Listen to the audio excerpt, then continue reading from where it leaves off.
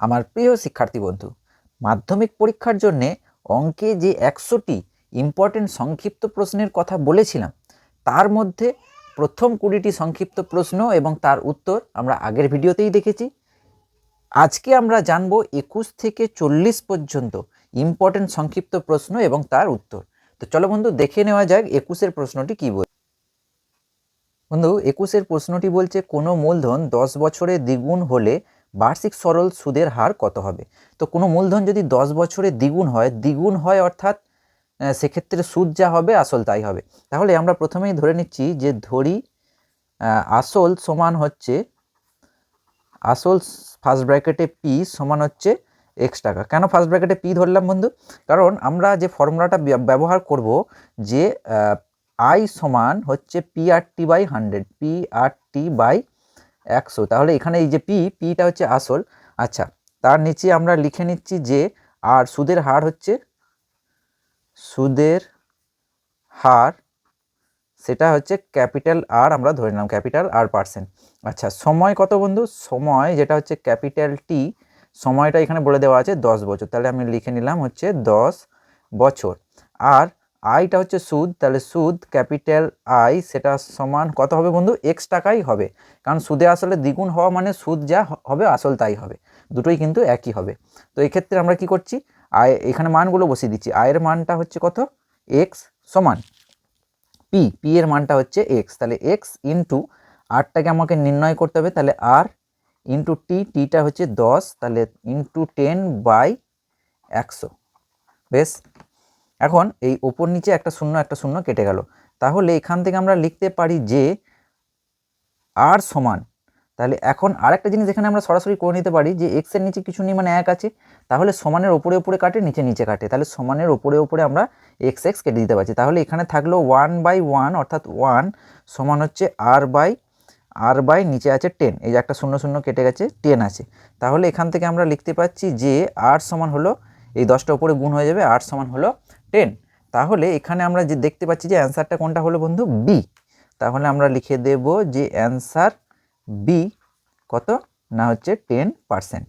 তো বন্ধু, এখানে আমরা এই যে কোষে দেখালাম, এই কোষে যেহেতু মাল্টিপল চয়েস প্রশ্ন অর্থাৎ 4টে উত্তর দেওয়া আছে, একটি সঠিক উত্তর হবে।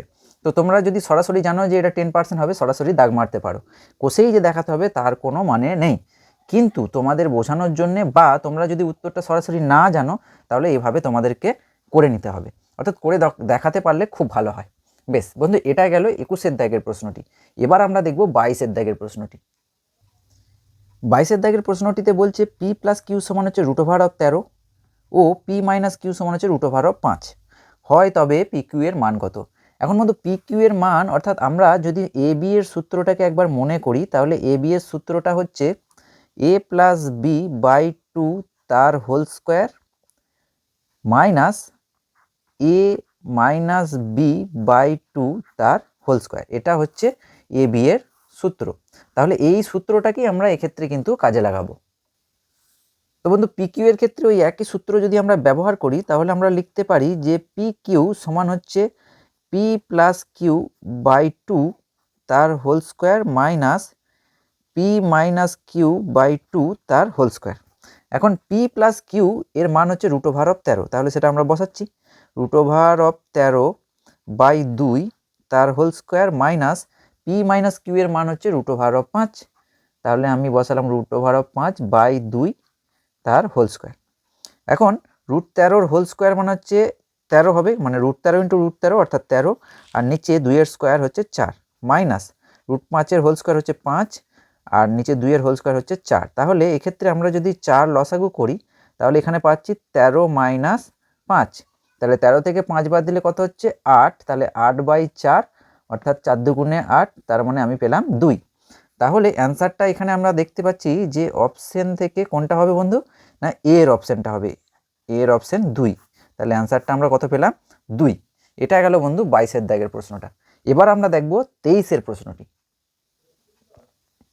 বন্ধু, 23-এর প্রশ্নটিতে বলছে যে কি বলছে না, বৃত্তে এ বি ও সিডি দুটি সমান্তরাল জ্যায়ের প্রত্যেকটির দৈর্ঘ্য হচ্ছে 16 সেমি। বৃত্তের ব্যাসার্ধের দৈর্ঘ্য 10 সেমি হলে জ্যা দুটির মধ্যে দূরত্ব। তো তো এই প্রশ্নটার জন্য যেটা খুব গুরুত্বপূর্ণ সেটা হচ্ছে আমাকে ছবিটা প্রথমে এঁকে নিতে হবে। বেশ,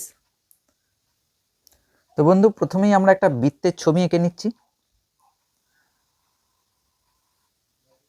এইভাবে আমরা প্রথমে একটা বৃত্তের ছবি এঁকে নিলাম। ছবিটা কিন্তু খুব গুরুত্বপূর্ণ বন্ধু এই অঙ্কটার জন্য। এবার আমরা দুটো জ্যা টেনে নিচ্ছি। জ্যা দুটোকে অবশ্যই কী হতে হবে, সমান্তরাল হতে হবে।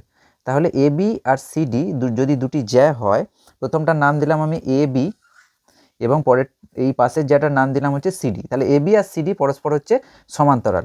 এখানে ওটা হচ্ছে বৃত্তের কেন্দ্র। আমাকে বলেছে যে এই জ্যা দুটির মধ্যবর্তী দূরত্ব। তাহলে জ্যা দুটির মধ্যবর্তী দূরত্ব আমাকে নির্ণয় করতে হবে। বন্ধু এক্ষেত্রে আরও একটি তথ্য যেটা আমরা এখানে পেয়ে আছি সেটা হলো জ্যা দুটোর বৃত্তটির ব্যাসার্ধের দৈর্ঘ্য হচ্ছে 10 সেমি। তাহলে বৃত্তটার ব্যাসার্ধ এইভাবে আমরা টেনে নিলাম, প্রত্যেকটা কত করে 10 সেমি। এটা হচ্ছে 10 সেমি, এদিকটাও হচ্ছে 10 সেমি। তাহলে এখানে আমরা বলতে পারি যে এ বি সমানই হচ্ছে সিডি সমান হচ্ছে জ্যা দুটির দৈর্ঘ্য, প্রত্যেকটার দৈর্ঘ্য হচ্ছে 16 সেমি। তাহলে এটা হচ্ছে 16 সেমি। এখানে আরেকটা গুরুত্বপূর্ণ তথ্য যেটা বন্ধু, যে বৃত্তের কেন্দ্রবিন্দু থেকে জ্যায়ের উপর লম্ব অঙ্কন করলে সেই লম্বটি জ্যাটিকে সমদ্বিখণ্ডিত করে, অর্থাৎ এইটা 90 ডিগ্রি হবে। আর সমদ্বিখণ্ডিত করে মানে হচ্ছে আমি এখানে যদি নাম দিই পি আর এখানটা নাম দিলাম হচ্ছে কিউ, তাহলে এপি সমানই হবে বিপি। যেহেতু সমদ্বিখণ্ডিত করেছে তাহলে ওই উপরের অংশটা সমান নিচের অংশটা হবে, আর এইটা হবে লম্ব। তো বন্ধু তাহলে আমরা বুঝতে পারলাম যে এখান থেকে আমরা লিখতে পাবো যে এপি সমানই হচ্ছে বিপি বা পিবি সমানই, গোটাটা যদি 16 হয় তাহলে প্রত্যেকটা কত করে হবে 8 সেমি করে। যেহেতু লম্ব টেনেছি তাহলে লম্বটা কি করে, জ্যাটাকে সমদ্বিখণ্ডিত করে। এখন আমরা এখানে একটা সমকোণী ত্রিভুজ পেয়েছি, কি না এ ও পি, এটা একটা সমকোণী ত্রিভুজ যার এই ও এটা হচ্ছে অতিভুজ, আর এই দুটোর মধ্যে একটি লম্ব একটি ভূমি। কোনটা না এপি আর ওপি, এই দুটির মধ্যে একটি লম্ব একটা হচ্ছে ভূমি। বেশ, তাহলে এখান থেকে আমরা সরাসরি লিখতে পাচ্ছি বন্ধু, কি লিখতে পাচ্ছি না সমকোণী ত্রিভুজ, সমকোণী ত্রিভুজ এপিও এপিও থেকে পাই কি পাচ্ছি না লম্ব স্কোয়ার। তাহলে আমি যদি ধরে নিই যে ওপিটা হচ্ছে লম্ব, তাহলে লম্ব স্কোয়ার প্লাস ভূমি স্কোয়ার অর্থাৎ এপি স্কোয়ার সমান অতিভুজ স্কোয়ার, অতিভুজটা হচ্ছে ও এ, তাহলে ও এ স্কোয়ার। তাহলে এখান থেকে বন্ধু আমরা পাচ্ছি কি না ও ওপি এটাই আমাদেরকে বার করতে হবে। এপি এর এই যে মানটা পেলাম 8, তাহলে ওপি স্কোয়ার প্লাস 8 স্কোয়ার সমান হচ্ছে ও এ স্কোয়ার অর্থাৎ 10 স্কোয়ার। তাহলে এখান থেকে আমরা লিখতে পাচ্ছি যে ওপি স্কোয়ার সমান 10 স্কোয়ার মাইনাস 8 স্কোয়ার, বা আমরা লিখতে পাচ্ছি যে ওপি স্কোয়ার সমান 10 স্কোয়ার মানে হচ্ছে 100 মাইনাস 8 স্কোয়ার মানে হচ্ছে 64। তাহলে বা আমরা লিখতে পাচ্ছি যে ওপি স্কোয়ার সমান হচ্ছে 36। তো এখান থেকে আমরা লিখতে পাচ্ছি যে ওপি সমান হচ্ছে √36 মানে হচ্ছে 6। তার মানে আমি ওপি এর মানটা কত পেলাম বন্ধু, 6। এখন ওই একইভাবে আমরা এদিকেও কি পাবো না এই ওপরের অংশটা হচ্ছে 8 সেমি, নিচের অংশটাও 8 সেমি, এই পাশে ওসি এর দৈর্ঘ্য হচ্ছে 10 সেমি। তাহলে একইভাবে আমরা পাবো যে ও কিউ, তাহলে একইভাবে বা অনুরূপে একইভাবে ও কিউ সমান কত পাবো না 6 সেমি। ও কিউ 6 সেমি পেলাম, ওপিও 6 সেমি পেলাম।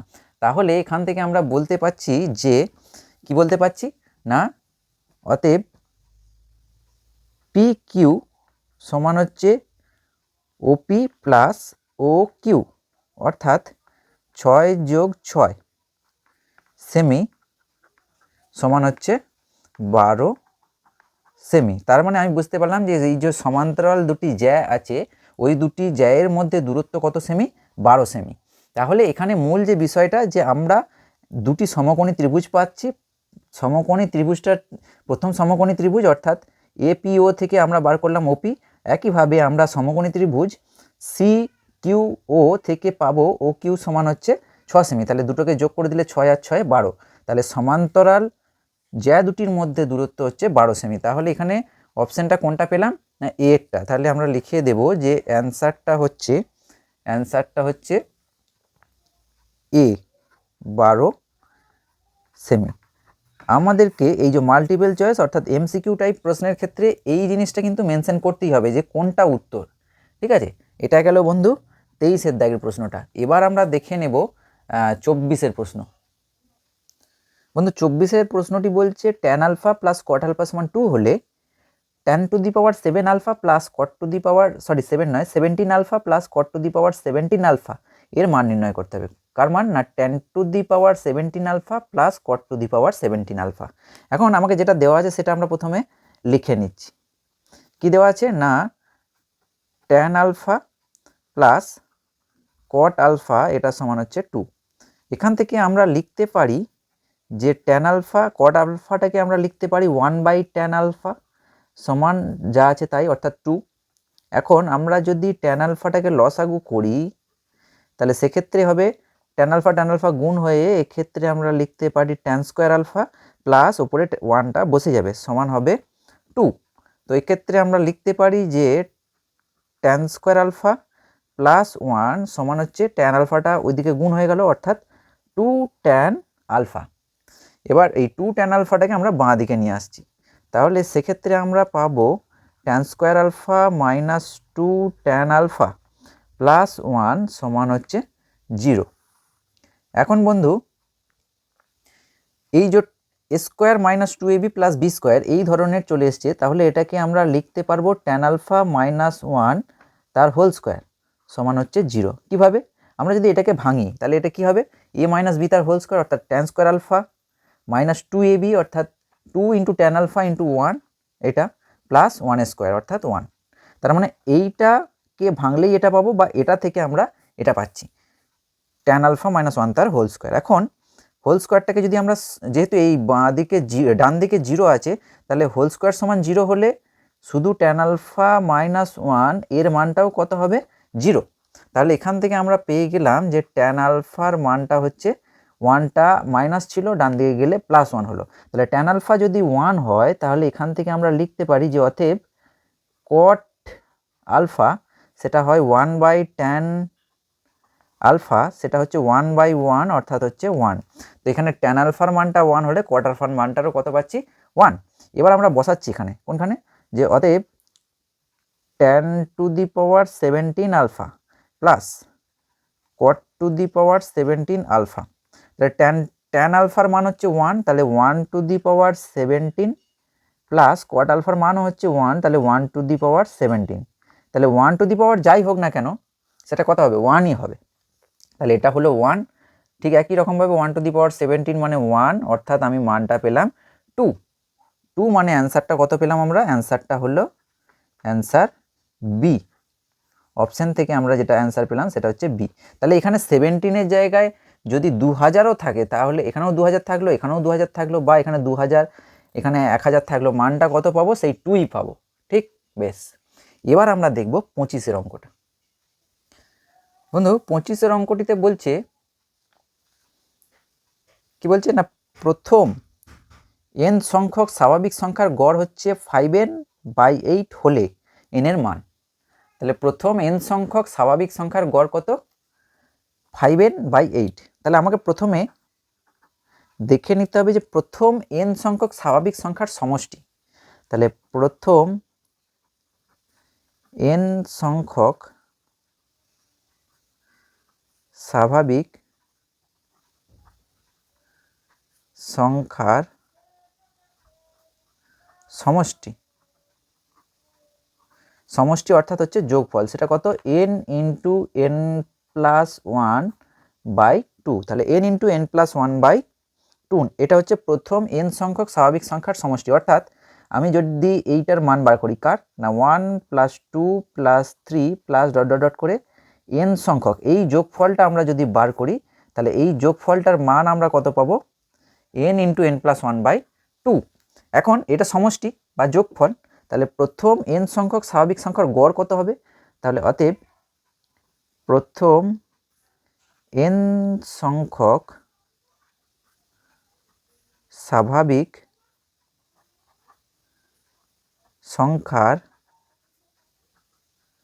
সংখ্যার গড়, তাহলে সমষ্টি আছে যেটা সেটাকে আমরা প্রথমে লিখব যে n into n plus 1 by two, কতগুলো সংখ্যা আছে বন্ধু? এন সংখ্যক, তাহলে আমাকে বাই এন এটা দিয়ে ভাগ করে দিতে হবে। এটা হচ্ছে গড়, মানে আমাকে যখন গড় নির্ণয় করতে হয় তখন যেটা যোগফল হয় তাকে মোট যতগুলি সংখ্যা আছে সেটা দিয়ে ভাগ করতে হয়। যদি 3টে সংখ্যা থাকতো তাহলে এখানে নিচে 3 হতো, যদি 10টা সংখ্যা থাকতো নিচে 10 হতো। যেহেতু এন সংখ্যক সংখ্যা আছে তাহলে নিচে কত হয়েছে? এন। এখন এখানটা আমরা যেটা পাচ্ছি সেটা এইটা হচ্ছে মূল বাইটা, তাহলে এই যে ওপরে ভগ্নাংশ টাইপের আছে তাহলে নিচের দুইটা নিচে নামবে, তাহলে এটা হবে N into N plus one by two N. তো এখান থেকে আমরা কি করতে পারি? ওপর নিচে একটা করে এন কেটে দিতে পারি, তার মানে হলো N plus one by two. এইটার মান কত বলেছে বন্ধু? এই যে প্রথম এন সংখ্যক স্বাভাবিক সংখ্যার গড় হচ্ছে 5n/8, তাহলে আমরা লিখতে পারি যে শর্তানুসারে কি লিখতে পারি যে এই যে যেটা পেলাম গড়টা n plus one by two, এটার মান হচ্ছে 5n/8। তাহলে আমরা যদি কোনাকুনি গুণ করে দিই তাহলে এখানে হবে 8n প্লাস 8, 8n প্লাস 8 অর্থাৎ 8টা দুটোর সঙ্গেই গুণ হবে, 8n প্লাস 8 সমান হচ্ছে 5 দুগুণে 10 অর্থাৎ 10n। এখন আমি কি করছি? এনটাকে বাঁ দিকে নিয়ে আসছি, সংখ্যাটাকে ডান দিকে নিয়ে যাচ্ছি, তাহলে 8n মাইনাস 10n সমান হচ্ছে 8টা প্লাস ছিল ওইদিকে গিয়ে মাইনাস হয়ে গেল। কেউ যদি এরকম করে যে 8টাকে এইদিকেই থাকলো 8nটাকে ওইদিকে নিয়ে গেল অর্থাৎ ডান দিকে, একই ব্যাপার, ঠিক। এখন বন্ধু 8n থেকে 10n বাদ দিলে হলো -2n। কত হলো? -2n। কেন হলো? কারণ হচ্ছে এই দুটি সংখ্যার মধ্যে বিয়োগ আছে মানে বিয়োগ হবে। 10 আর 8-এর মধ্যে 10 বড়, তার আগে মাইনাস আছে, সেই জন্য মাইনাস। সমান হচ্ছে -8, দুদিক থেকে মাইনাস মাইনাস কেটে গেল, তাহলে n সমান হচ্ছে 8/2 অর্থাৎ n সমান আমরা পেলাম 4 দুগুণে 8 অর্থাৎ 4। তাহলে এখানে উত্তর যেটা আমরা খুঁজে পেলাম অপশন থেকে, যে এর অপশনটা 4, এটা হলো 25-এর প্রশ্নটির উত্তর। বেশ, এবার আমরা দেখব 26-এর প্রশ্নটি। 26-এর অঙ্কটি বলছে যে একটি আয়তঘনকের তল সংখ্যা a, শীর্ষবিন্দু b এবং কর্ণ c দ্বারা সূচিত হলে 2a minus b plus c সমান কত? তাহলে এখন আমরা প্রত্যেকেই জানি যে একটি আয়তঘনকের তল সংখ্যা কত হয় বন্ধু? না, আয়তঘনকের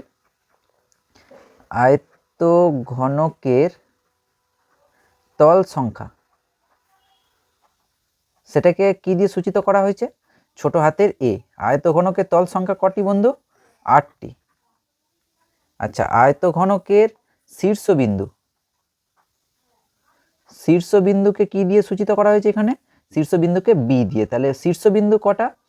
সরি, এখানে আয়তঘনকের তল সংখ্যা হচ্ছে 6টি। আয়তঘনকের তল সংখ্যা 6টি, শীর্ষবিন্দু হচ্ছে 8টি এবং আয়তঘনকের কর্ণের সংখ্যা সেটাকে আমরা কি দিয়ে সূচিত করা হয়েছে? এখানে c দিয়ে। তাহলে আয়তঘনকের কর্ণের সংখ্যা c সমান হচ্ছে 4টি। এখন আমরা a, b এবং c এর মানটা এখানে বসাবো। তো এখানে যেটা আছে দেখতে পাচ্ছি যে 2a minus b plus c, এখানে আমরা a, b এবং c এর মান তিনটে বসাবো। a এর মান হচ্ছে 6, তাহলে এখানে 2 ইন্টু 6 অর্থাৎ 6 দুগুণে 12 মাইনাস b প্লাস c, তাহলে b এর মান হচ্ছে 8, c এর মান হচ্ছে 4, তাহলে 8 যোগ 4। তাহলে এখানে আমরা দেখতে পাচ্ছি বন্ধু 12 মাইনাস 8 যোগ 4 মানে 12, তাহলে 12 মাইনাস 12 মানে হচ্ছে 0। তো এখানে আমরা দেখতে পাচ্ছি অপশন অনুযায়ী এখানে অ্যান্সারটা কোনটা হলো বন্ধু? অ্যান্সারটা হলো বি এরটা। কত? 0।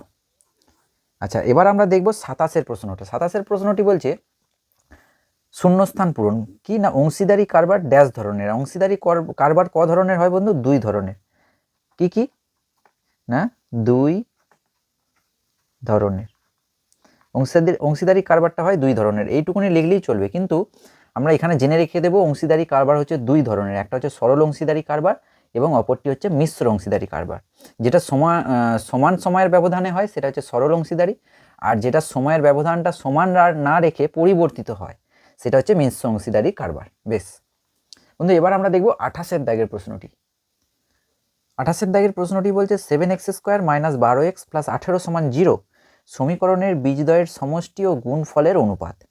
এখন বন্ধু দেখো, ইন জেনারেল ফর্মটা আমরা যদি জেনে যাই যে ax² plus bx plus c সমান 0, এই সমীকরণের দুটি বীজ আমি ধরে নিলাম আলফা আর বিটা, তাহলে আলফা যোগ বিটা অর্থাৎ বীজদ্বয়ের সমষ্টি হচ্ছে -b/a, আর বীজদ্বয়ের গুণফল আলফা ইন্টু বিটা সেটা হচ্ছে c/a। তাহলে এই ফর্মে থাকলে বীজদ্বয়ের যোগফল এবং গুণফল এইটা হয়। তো এক্ষেত্রে বন্ধু আমাকে প্রথমে বীজদ্বয়ের যোগফল বার করতে হবে। তাহলে আমি প্রথমেই ধরে নিচ্ছি যে ধরি প্রদত্ত সমীকরণের বীজদ্বয় আলফা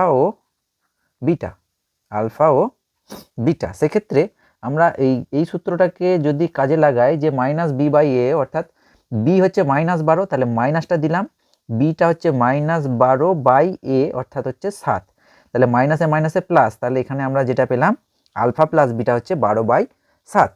আর বীজদ্বয়ের গুণফল অর্থাৎ আলফা বিটা সমান হচ্ছে c/a অর্থাৎ 18/7। তাহলে আমরা এবার লিখতে পারি যে অতএব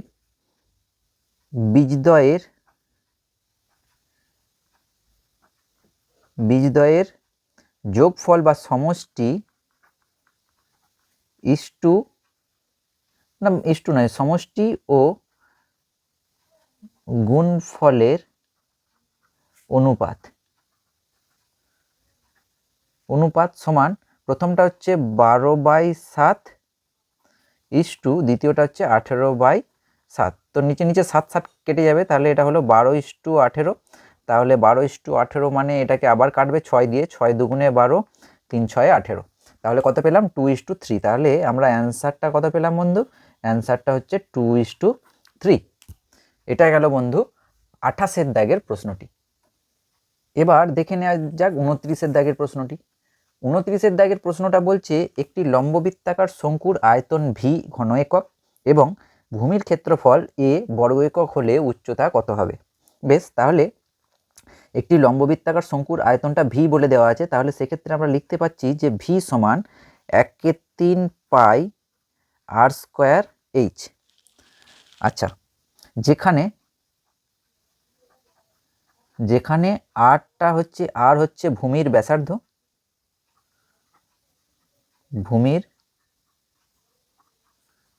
ব্যাসার্ধ, এইচ সমান হচ্ছে উচ্চতা। আচ্ছা, তাহলে এখানে আরেকটা জিনিস বলে দেওয়া আছে বন্ধু, ভূমির ক্ষেত্রফল এ। আচ্ছা, একটা শঙ্কুর ভূমি, আমি যদি একটা শঙ্কু আঁকি লম্ববৃত্তাকার শঙ্কু, তাহলে লম্ববৃত্তাকার শঙ্কুর ভূমি কি হয় বন্ধু? লম্ববৃত্তাকার শঙ্কুর ভূমি হয় একটা বৃত্ত। তাহলে এটা আর এটা হচ্ছে এইচ। তাহলে এক্ষেত্রে আমরা সরাসরি লিখে দিতে পারবো যে এ সমান হচ্ছে পাই আর স্কোয়ার, কারণ এখানে ভূমির ক্ষেত্রফল বলেছে এ, তাহলে ভূমিটা বৃত্ত, তার ক্ষেত্রফল হচ্ছে পাই আর স্কোয়ার বর্গ একক। ঠিক, তাহলে এইখানে পাই আর স্কোয়ারের জায়গায় আমি লিখতে পারি এ। তাহলে এখানে আমরা লিখতে পাচ্ছি যে বা ভি সমান হচ্ছে 1/3 পাই আর স্কোয়ারের পরিবর্তে লিখলাম এ ইন্টু এইচ। তাহলে এখান থেকে আমরা লিখতে পাচ্ছি 3টা এই পাশে চলে এলো, তাহলে 3v নিচে ছিল ওপরে গেল, আর ক্যাপিটাল এটা ওপরে ছিল এখানে এলো নিচে, সমান হচ্ছে এইচ। তাহলে এইচ এর মানটা পেলাম 3v/a। তাহলে এইচ এর পরিবর্তে আমরা কি লিখবো? উচ্চতা ড্যাশ দেওয়া আছে, অর্থাৎ উচ্চতার মানটা পেলাম 3v/a। তাহলে আমরা লিখবো অ্যান্সারটা হচ্ছে 3v/a। এটা হচ্ছে উত্তর। বেশ, তোমরা যদি ডাইরেক্ট উত্তরটা তোমাদের জানা থাকে তাহলে ডাইরেক্ট উত্তরটাও কিন্তু লিখে দিতে পারো, সেক্ষেত্রে তোমরা পূর্ণ মান পাবে, অর্থাৎ 1 নাম্বারই পাবে। কোনো নাম্বার কিন্তু কাটা যাবে না শূন্যস্থান পূরণের ক্ষেত্রে। যদি সঠিক উত্তরটা জানা থাকে তোমরা সরাসরি লিখতে পারো। তারপরে 30 দাগের প্রশ্নটি বলছে একটি বৃত্তস্থ সামান্তরিক একটি ড্যাশ চিত্র। বৃত্তস্থ সামান্তরিক হচ্ছে কি হয় বন্ধু? আয়তক্ষেত্র হয়। কি হয়? বৃত্তস্থ সামান্তরিক হচ্ছে আয়তক্ষেত্র হয়। তাহলে আয়তক্ষেত্র চিত্র। বেশ, এটা গেল হচ্ছে 30 দাগের প্রশ্নটা। এবার আমরা দেখছি এই 31 দাগের প্রশ্নটি। 31 দাগের প্রশ্নটি বলছে যৌগিক গড় মধ্যমা সংখ্যাগুরু মান হলো ড্যাশ। এগুলো কি বন্ধু? এগুলি হচ্ছে কেন্দ্রীয় প্রবণতা মাপক।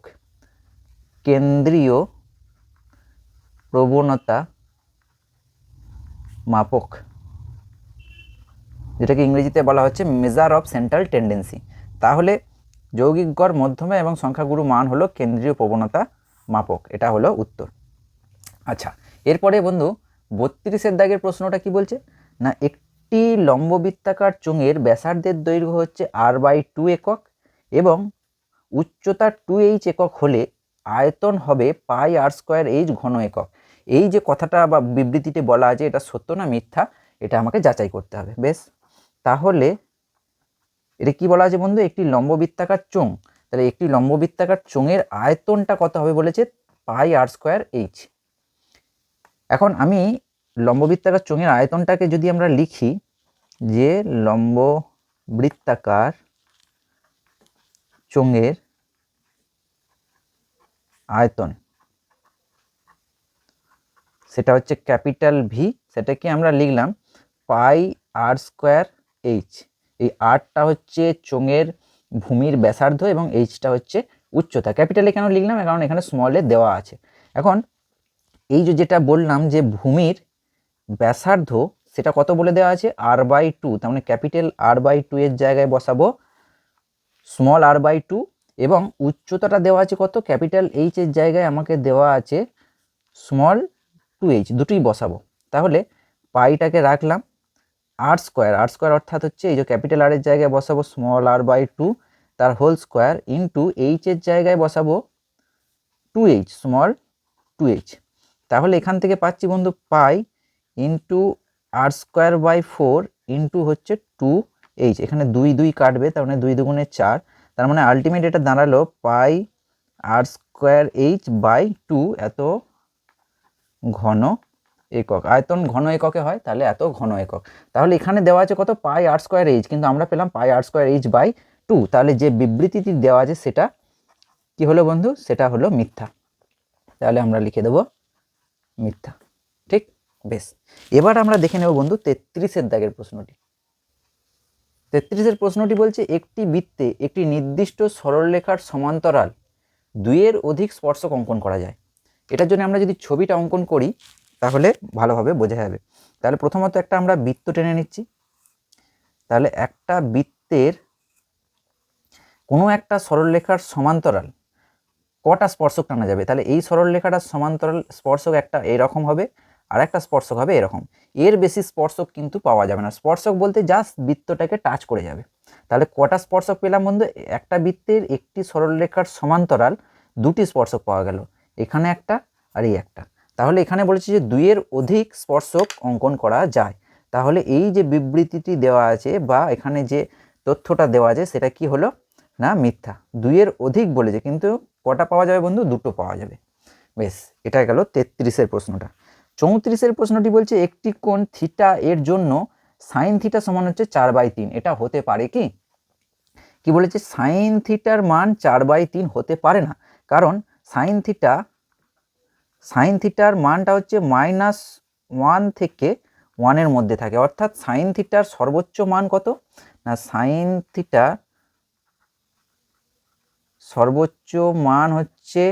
সর্বোচ্চ মান সমান 1 এবং সাইন থিটার সর্বনিম্ন মান সেটা হচ্ছে -1।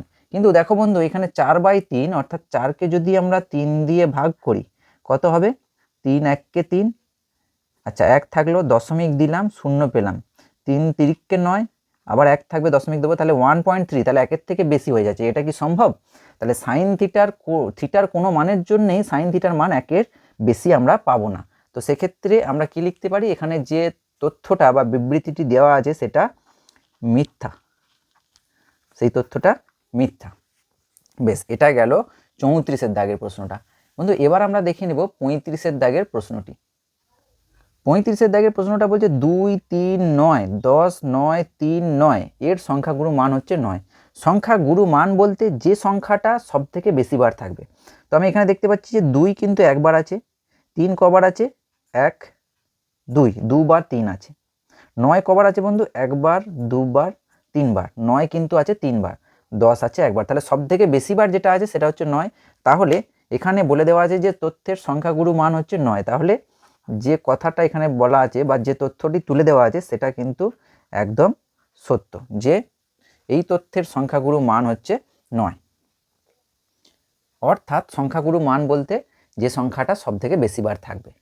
আচ্ছা 36-এর দাগের প্রশ্নটা কি বলছে না, 36-এর দাগের প্রশ্নটা বলছে ত্রিভুজ এবিসি এর ক্ষেত্রে সাইন বি প্লাস সি সমান 1 হলে সাইন এ এর মান 1/√2।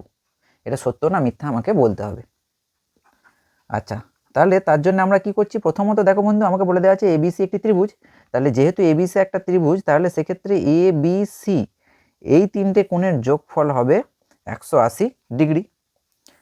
আর এখানে আমাদেরকে দেওয়া আছে যে সাইন বি প্লাস সি সমান হচ্ছে 1, তাহলে এখান থেকে আমরা লিখতে পারি যে সাইন বি প্লাস সি 1 অর্থাৎ হচ্ছে সাইন 90 ডিগ্রি, সাইন 90 ডিগ্রি। তাহলে দুদিক থেকে আমি যদি সাইনটাকে সরিয়ে দিই তাহলে আমরা পাবো যে বি প্লাস সি সমান হচ্ছে 90 ডিগ্রি। এটাকে 1 নাম্বার দিলাম। তাহলে এই বি প্লাস সি এর মানটা আমি এখানে বসিয়ে দিচ্ছি। তাহলে এখানে হলো এ প্লাস বি প্লাস সি এর জায়গায় আমরা বসাচ্ছি 90 ডিগ্রি।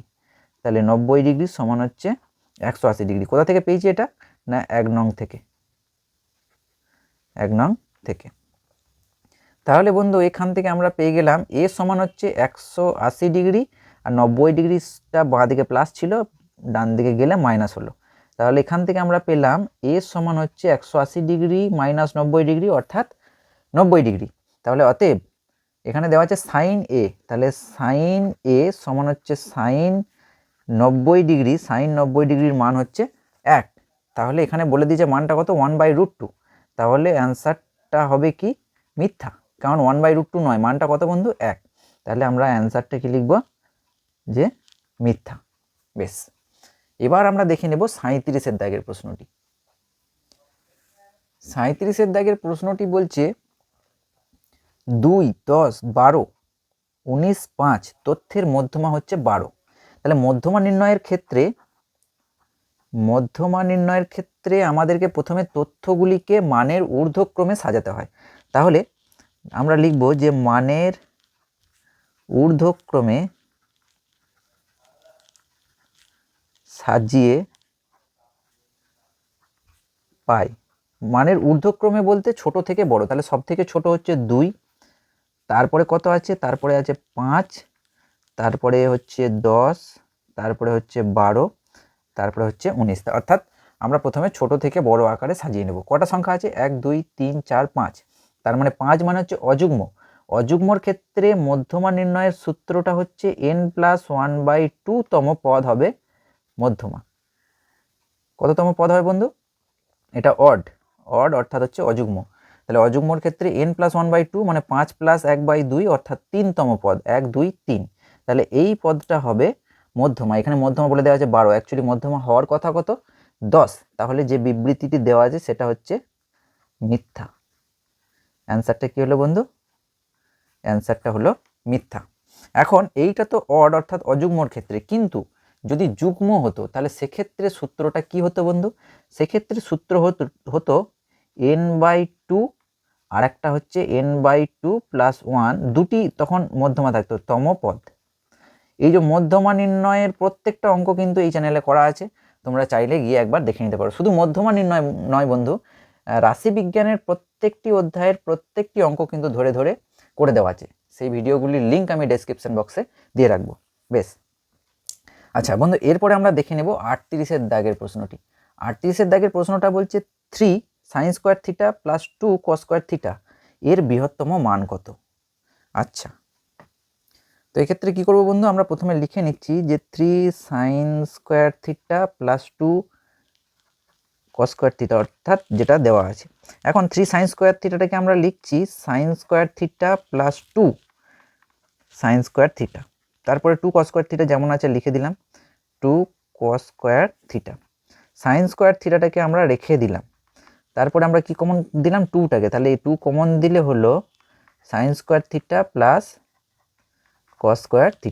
বেশ, আবার sin² θটাকে কমন দিলাম +2 sin² θ + cos² θ, এই জায়গাটা অর্থাৎ এর মান হলো 1, তাহলে 2 × 1 অর্থাৎ 2। এখন দেখো বন্ধু sin θর সর্বোচ্চ মান 1, তাহলে sin² θর সর্বোচ্চ মানও হবে 1। একটু আগেই আমরা জানলাম যে sin θর সর্বোচ্চ মান 1, তাহলে এখানে 1 হবে সর্বোচ্চ অর্থাৎ বৃহত্তম মান নির্ণয় করতে বলেছে, তাহলে এটা 1 যোগ 2, তাহলে বৃহত্তম মান কত হবে বন্ধু 3। তাহলে অ্যান্সারটা আমরা কত পেলাম, অ্যান্সারটা আমরা পেলাম 3। 2 আছেই, আর সাইন থিটার সর্বোচ্চ মান কত হতে পারে? 1। তাহলে 2 আর 1 কে 3। সাইন থিটার মান 1 হলে সাইন স্কোয়ার থিটার মানও কিন্তু 1 হবে, 1 স্কোয়ার, সেই জন্য 1। তাহলে 1 যোগ 2 অর্থাৎ 3। এটা গেল বন্ধু 38-এর দাগের প্রশ্নটা। এবার আমরা দেখব 29-এর দাগের প্রশ্নটি। 39-এর প্রশ্নটি বলছে দুটি বৃত্ত পরস্পরকে স্পর্শ করলে একটির কেন্দ্র ও স্পর্শবিন্দুর সংযোজক সরলরেখা অপর বৃত্তের ড্যাশ দিয়ে যাবে। এটা হচ্ছে বন্ধু কেন্দ্র দিয়ে যাবে, উত্তরটি হবে কিভাবে একবার দেখে নি ছবিটা এঁকে। ধরলাম এটা একটা বৃত্ত, আর একটা বৃত্ত, দুজন পরস্পরকে কি করেছে? স্পর্শ করেছে। তো একটা ছোট একটা বড় হতে পারে, অসুবিধা নেই। এবার বলছে যে একটি বৃত্তের কেন্দ্র আর এই যে স্পর্শবিন্দু অর্থাৎ দুজনা যেখানে টাচ করেছে এই দুটির সংযোজক সরলরেখা অপর বৃত্তের কি দিয়ে যাবে বন্ধু? কেন্দ্র দিয়েই যাবে। তাহলে এখানে উত্তরটা কি হবে না কেন্দ্র দিয়ে যাবে, কেন্দ্রবিন্দুগামী বা কেন্দ্র দিয়ে যাবে, কেন্দ্র বিন্দুগামী বা কেন্দ্র দিয়ে যাবে, এখানে কেন্দ্র দিয়ে যাবে, এটা হবে বন্ধু উত্তর। আচ্ছা বন্ধু, এরপরে 40-এর প্রশ্নটা বলছে 7 + √2 মিশ্র দ্বিঘাতকরণীর পূরক করণী হলো। পূরক করণী অর্থাৎ অনুবন্ধী করণী। তাহলে এই করণীটার একটি অনুবন্ধী করণী বা পূরক করণী, অনুবন্ধী করণী বা পূরক করণী হলো এই যে যেটা রুট আছে না তার আগের চিহ্নটাকে পাল্টে দিতে হবে, অর্থাৎ পরিবর্তন করে দিতে হবে। তাহলে 7 + √2 ছিল, তাহলে 7 - √2 বন্ধু, এটা হলো উত্তর। বেশ বন্ধু, এর পরের ভিডিওতে আমরা দেখে নেব মাধ্যমিক পরীক্ষার জন্য আরও 20টি অতি গুরুত্বপূর্ণ সংক্ষিপ্ত প্রশ্ন। ততক্ষণের জন্য খুব ভালো থেকো, খুব মন দিয়ে পড়াশোনা করো। Good bye.